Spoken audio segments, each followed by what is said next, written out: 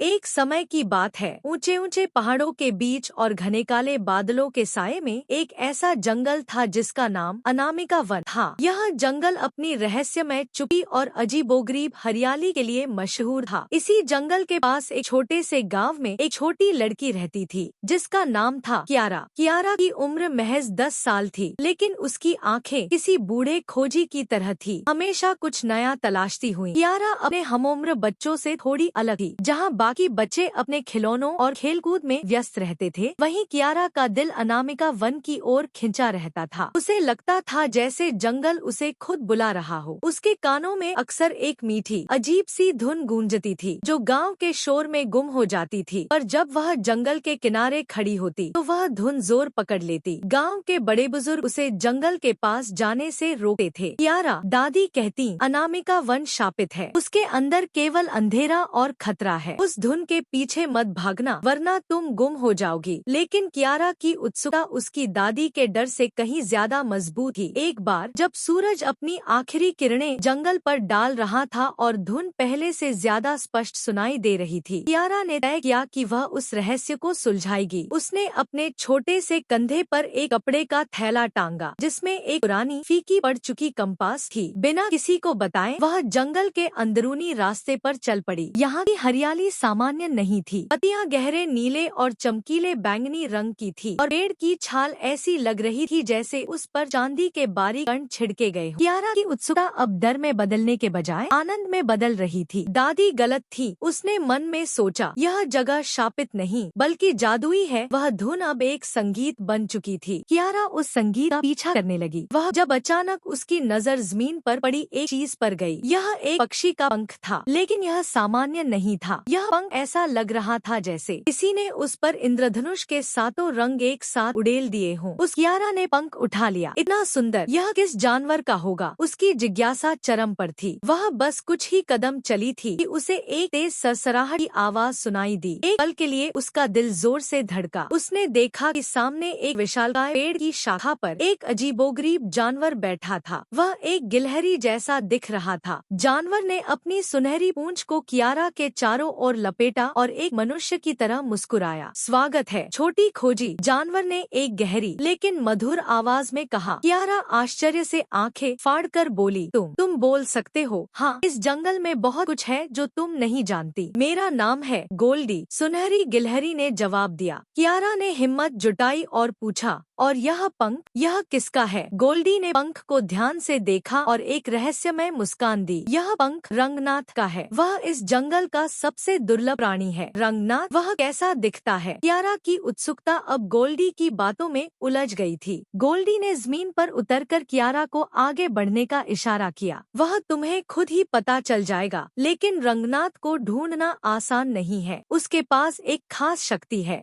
चमकीली तितली और फूलों का जाल। कियारा और गोल्डी अब साथ साथ चलने लगे। गोल्डी ने कियारा को बताया कि अनामिका वन के जानवर रंगीन क्यों हैं। हम सभी एक प्राचीन जादुई झरने का पानी पीते हैं। इस पानी में जीवन के रंग घुले हुए हैं जो हमें केवल रंगीन ही नहीं बल्कि खास शक्तियाँ भी देते हैं। जैसे ही वे आगे बढ़े, कियारा ने और भी रंगीन जानवर देखे। वहाँ गुलाबी पंखों वाले उल्लू थे जो हवा में रेशमी धागे छोड़ रहे थे। तभी एक छोटी चमकीली तितली उड़ती हुई आई जिसके पंख काले मखमल जैसे थे, लेकिन किनारों पर बिजली की तरह पीले रंग की लकीरें चमक रही थी। यह है झिल्का, गोल्डी ने कहा। यह सबसे तेज उड़ सकती है और यह जंगल के रंग संकट का संदेश लेकर आई है। झिल्का, जो अपने अजीबोगरीब रंग के बावजूद बेहद सुंदर थी, कियारा के कंधे पर बैठ गई। रंगनाथ गायब हो गया है। झिल्का की आवाज किसी घुंघरू की तरह थी। वह अपने साथ जंगल के जीवन रंग का स्रोत यानी सप्तमणि को ले गया है। कियारा चौंक गई। गोल्डी उदास हो गया। सप्तमणि के बिना झरने का पानी गंदला हो रहा है। अगर ऐसा ही रहा